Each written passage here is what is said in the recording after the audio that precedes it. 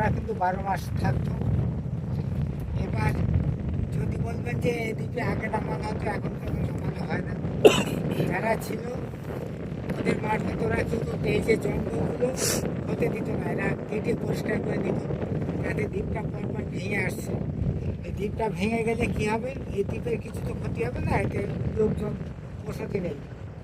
এই যে দ্বীপগুলো বসতি আছে আমাদের, ওই দ্বীপগুলো, এই দ্বীপগুলোর ক্ষতি হয়ে যাবে। এই ঢেউটা যদি ওই সব দ্বীপে লাগে, ওই দ্বীপগুলো ভেঙে ভেঙে ওই দ্বীপগুলো ক্ষতি হবে। এই জন্যে সরকার ওদের এখান থেকে তুলে দেওয়ার বন্দোবস্ত করে।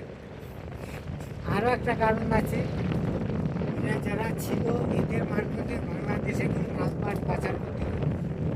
এই জন্য সরকার দেখলো যে এদের এখান থেকে রাখা যাবে না, এখান থেকে তুলে দিতে হবে বলে বনমন্ত্রী ছিল তখন যোগেশ বর্মন, আর মৎস্যমন্ত্রী ছিল কিরণময় নন্দ। যোগেশ বর্মন বলছে এটা যেহেতু বন হয়ে গেছে, বন দপ্তরে আন্ডারে যাবে।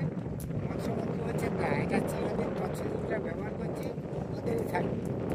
এই নিয়ে বন দপ্তর আর মৎস্য দপ্তর এখানে ফাইটিং হয়ে যায়, গুলিগাল্লা হয়ে যায়। তারপরে কেস চলে যায় সুপ্রিম কোর্টে।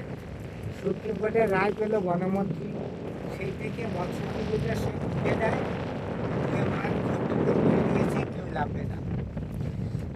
তাহলে যে লোকগুলো মাছ ধরে শুকনো করতো, ওরা জায়গা কোথায় পাবে, ওদের একটা জায়গার প্রয়োজন।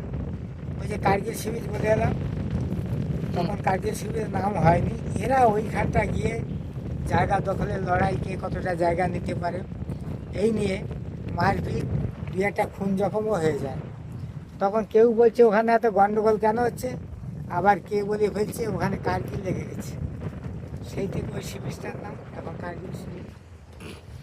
যে আদিবাসীগুলো ছিল ওদের তো সরকার উচ্ছেদ করতে পারে না, ওদের পূর্ণ বসতি নিয়েছিল ওরা, ওদেরকে গঙ্গাসাগর যেসব সরকারি জায়গায় ছিল সেখানে সরকার বসতি দিয়ে দিয়েছে, বলেছে এখানে সেটা মাছ কাঁকড়া ধরতে পারবে, কিন্তু এখানে থাকতে পারবে।